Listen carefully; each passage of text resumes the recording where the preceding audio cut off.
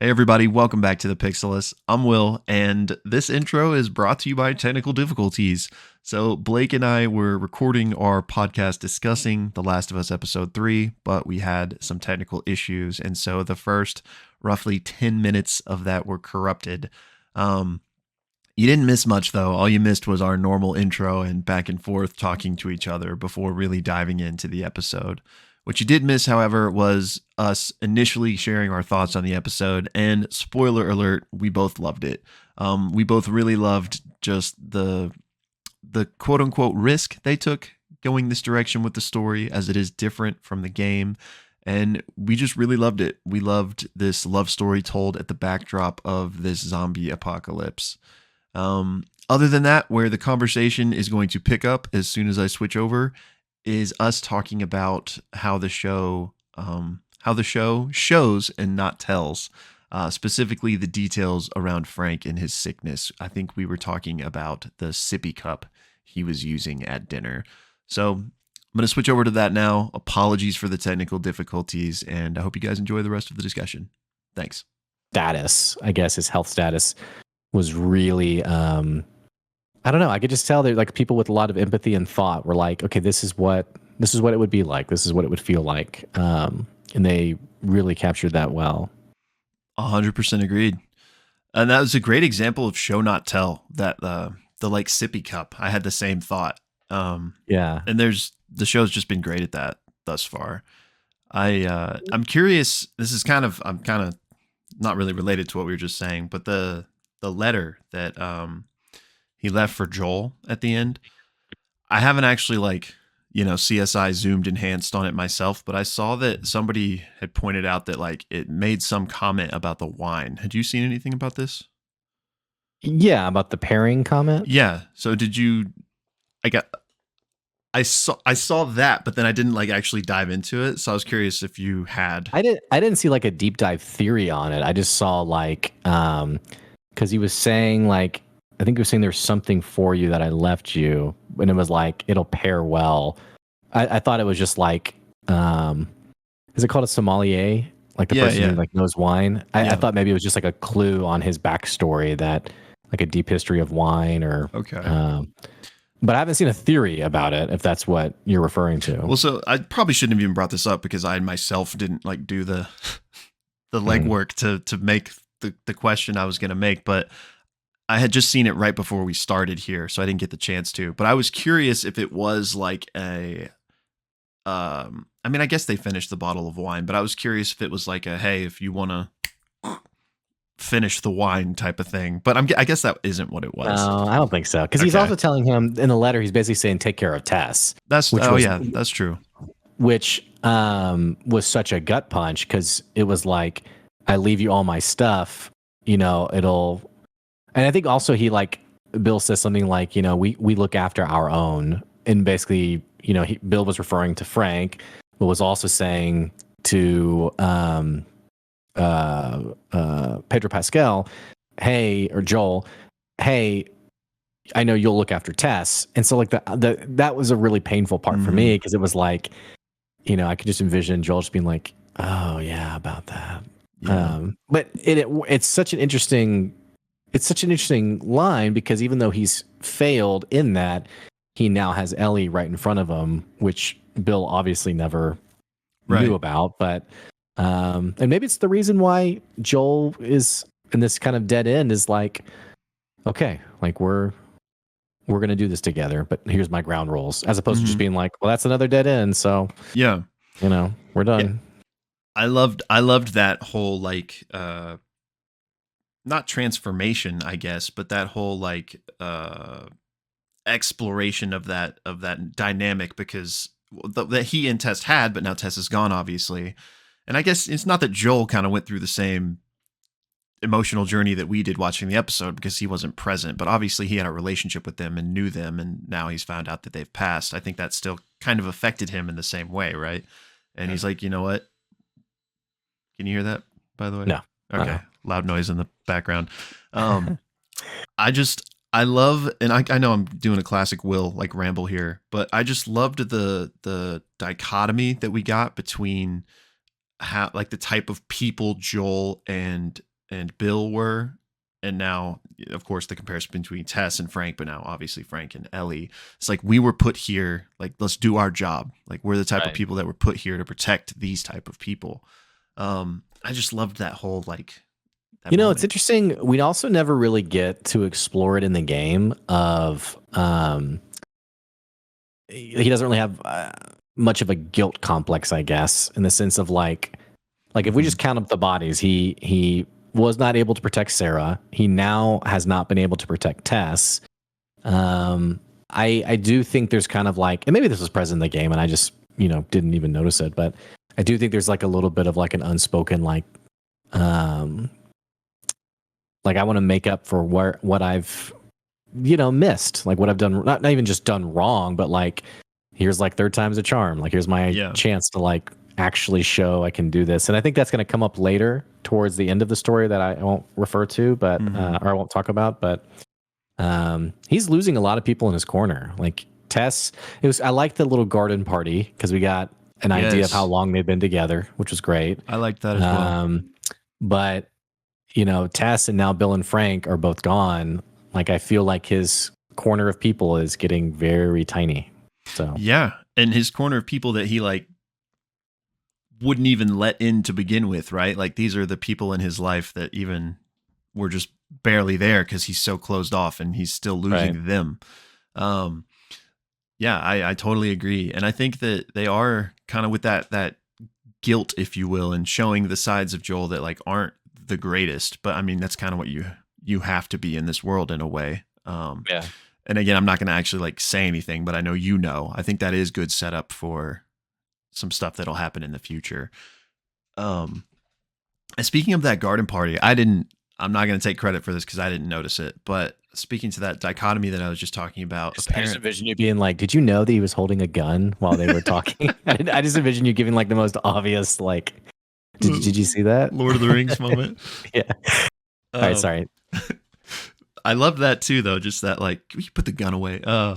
But apparently in that scene, Joel and Bill's wine glass are empty, and Tess and Frank's are full, kind of like showing their like optimism versus pessimism type of, Oh, man, glass half full, glass half empty. oh, it's so Um, great. I could totally see that. That's yeah, great. Did you come up with that? no, that's what I'm saying. Like I saw this No, was I'm pointed just out kidding. to me, but I liked it. Yeah, and honestly, for me, it gives just again like a deeper nod to like how intentional they're being with the show, because they do in the final letter pair Joel and Bill together, and then position Frank and Tess together.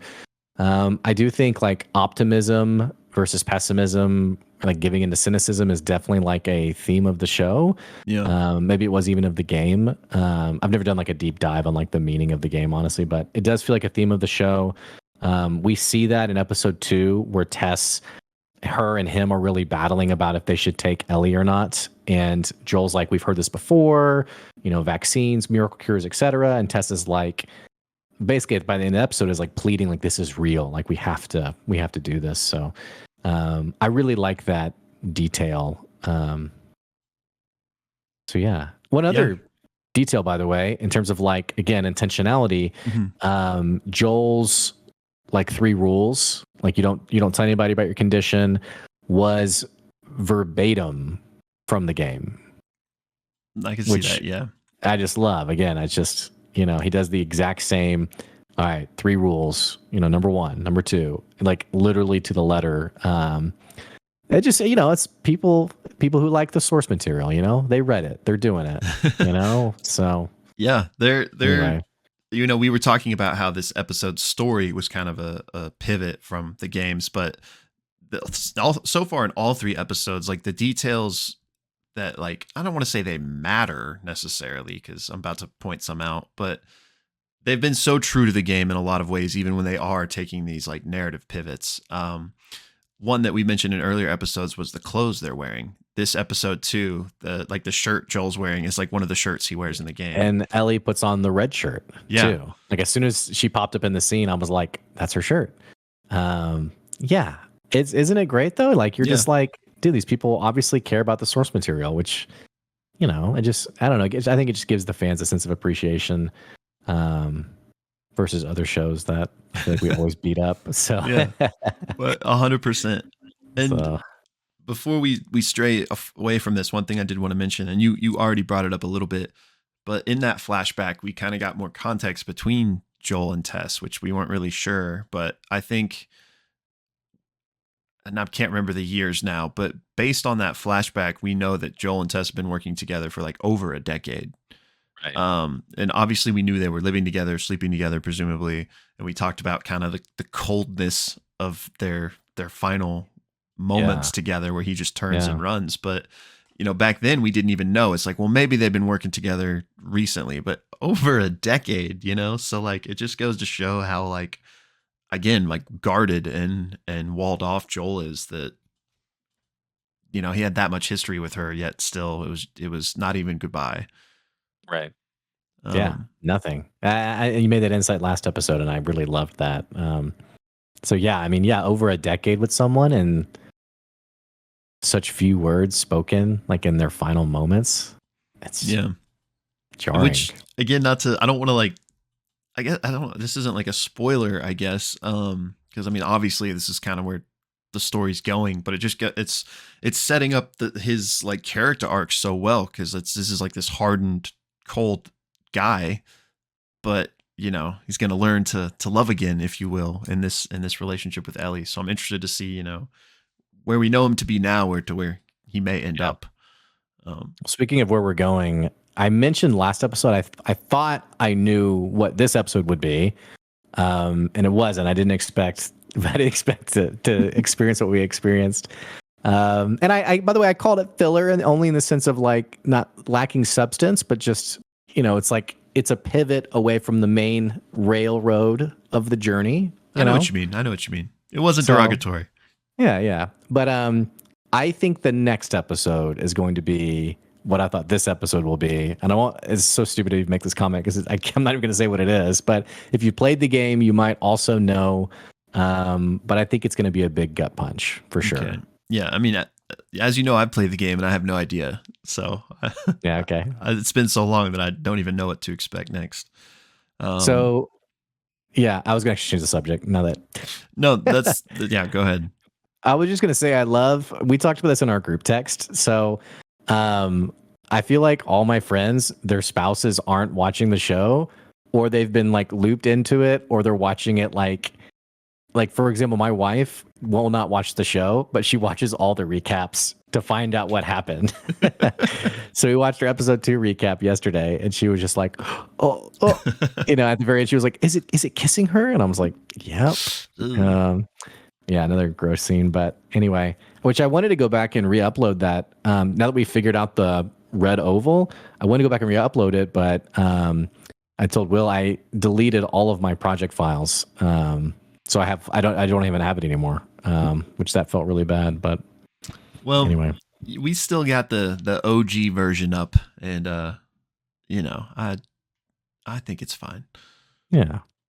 But anyway, is hilarious. I brought it up though about I just thought it was funny because my wife's doing that. We have a buddy whose partner is like, oh, I can't watch it. And I think you mentioned your partner.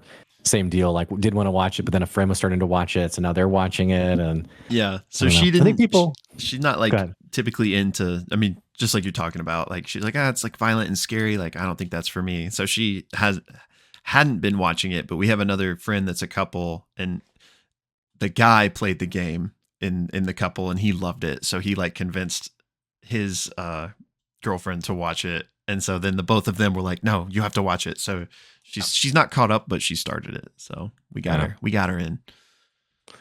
Getting back to the episode though, I do like how they basically rewrote Bill's character. I didn't really like the game character just because he was such a bummer, I guess. Which I just don't even remember him. It's been too long. But so yeah, he played the re-released version too.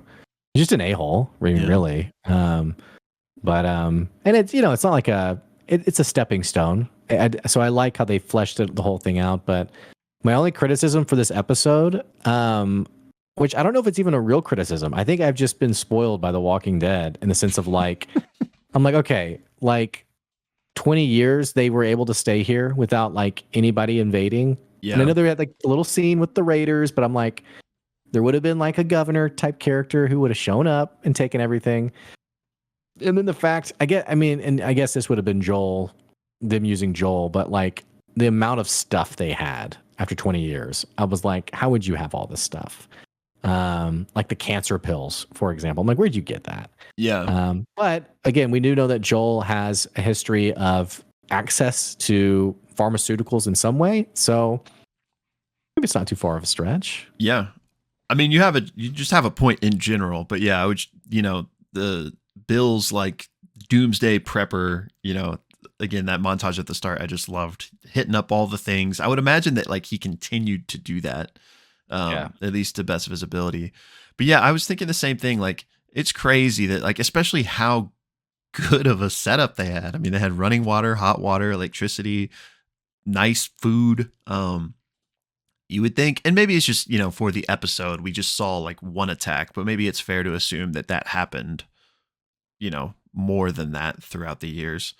But one thing I was wondering about is like, what you never thought there was like the ask from Joel and Tess to be like, can we move into that house? Like, can we just chill here with you guys? Like, instead they lived in the quarantine zone. Like, I don't know. Maybe that did happen at some point and it wasn't feasible for whatever reason, but Yeah, I I don't was know. expecting to see something like that. Yeah, that was definitely interesting. And I'm also surprised there would have been like, based on what we saw from Frank, like just passerbyers, like people, just like we saw with Frank, like people Yeah. on their way to Boston who like fell in a hole. And I just envision Frank being like, no, we have to take them in and like take care of them like you did with me. And so like the fact that the fact that they seemed so outside of like what was happening, it was a beautiful story, but it also, I was kind of like, okay, surely you'd be dead by now. I mean, I don't know, but I mean, that's very minor criticism for No, the episode as a whole. I agreed. I kind of had those same thoughts, in terms of ration. I don't know, logic, but how much of that can you bring to a mushroom zombie show? But that being said, I did really like that it didn't turn into let's invite the Robinsons to move in here, and like they built a community, and then somebody turns on somebody, like we got enough of that in shows like The Walking Dead. So I enjoyed that they kind of stayed away from that at the same time. For sure. Well, 3 episodes in, I still give the show the highest marks. I mean, I'm loving it so far. It feels like an amazing show. I think if the quality continues, I would be shocked. I never saw House of the Dragon. Yeah, me neither. I need to keep ruining that. So maybe that would, but I think definitely like a show of the year contender for sure. Yeah. How many episodes is it? I think 9. 9. Right. Also, I'm interested because I found like the runtime for each episode, but I noticed it's been wrong for 2 out of 3 episodes. It was right for the second episode. It was wrong for the first and the third episode. I know for the pilot that they wrote the episode and then HBO came back and said, hey, let's flesh this out more. Like, let's add 30 minutes runtime. So I wonder if that's continuing to happen or if just this source is wrong. But yeah, I think 9 episodes, and I think this next one's supposed to be the shortest episode yet, assuming the runtime's correct. Mm-hmm. I think it's around 47 minutes. Okay, interesting. Yeah, I know a lot of the times, like, I don't know what source you use, so I'm definitely not, who knows for the one you have, but I know in the past I've seen stuff like that just like is using outdated information, because like the runtimes come out before the show even premieres in a lot of times, so just sometimes it's just outdated. I mean, yeah, the more the merrier. So I would love if each one was like hour plus, honestly. But yeah, it would be interesting to see if they can keep it up. But so far, so good. Yeah. Runtime, 47 minutes. So yeah, that seems accurate then. So this next episode is the shortest one. Which, I don't think it's a bad thing. I mean, I feel like we're getting spoiled in terms of content. Like we've had 2 episodes now that have been 90 minutes. I think 50 minutes to an hour. Too? Second one was like right under an hour. I think like 58 minutes. Oh, okay. But I think 50 minutes to an hour is like a chunky, like great bit of episode. Yeah. And I mean, the second episode too, which was about an hour, like once they got through the museum, we still had 20 minutes of runtime, and I already felt like I had experienced like a whole episode. Yeah. So yeah, let's see. I think that episode's going to be nuts though. I'm just throwing it out This there. next I just one? think it's going to be. I think it's going to be nuts because I just know what happens next from having played the game. So Yeah, I wish I knew. I don't want you to say it because I don't want to spoil it for other people. keep it fresh. Keep it fresh. You know. Yeah. Protect yourself. Curious, That's why we don't watch the previews. You know. That's right. That's right. All right. That's well, fair. anything else? I don't think so. I don't think so. Okay, so we'll be watching episode 4 on Sunday night. We'll do our reaction video that'll be out later that week. We'll talk about the episode later in the week. Separately, we'll have Legend of Vox Machina, episode 7, 8, 9, reaction and thoughts, and then our latest Critical Role episode that just went up. It just aired last night. We'll watch that over the weekend too and get that up next week. So yeah, a lot of great content. Yes, sir. Yes, sir. All right. We'll catch you guys later. That's it. All right, y'all. Have a good one. See ya.